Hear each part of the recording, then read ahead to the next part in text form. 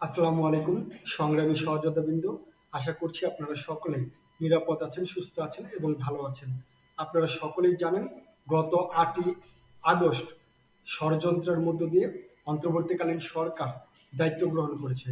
দায়িত্ব গ্রহণ করার পরেই এই মুক্তিযুদ্ধ বিরোধী সরকার ঘোষণা দিয়েছে রিসেট বাটনে ক্লিক করে বাংলাদেশের সমস্ত মুক্তিযুদ্ধের স্মৃতিস্মারক ধ্বংস করা হবে।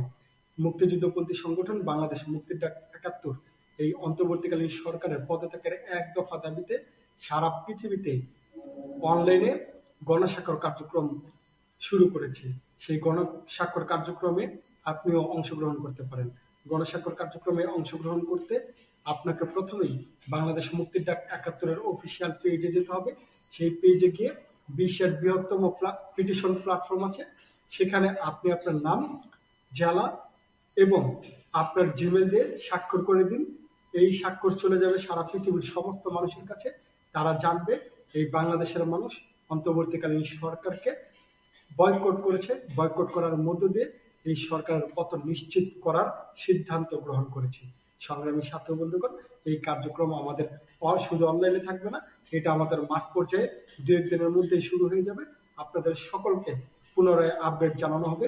সকলে বাংলাদেশ মুক্তির ডাক ৭১-এর পাশে থাকেন। মুক্তিযুদ্ধের এই লড়াইয়ে, মুক্তিযুদ্ধকে বাঁচিয়ে রাখার এই সংগ্রামে আমরা আপনাদের পাশে থাকব এবং মুজিববাদকে প্রতিষ্ঠা করে আমরা ঘরে ফিরবো ইনশাল্লাহ। জয় বাংলা, জয় মুজিব।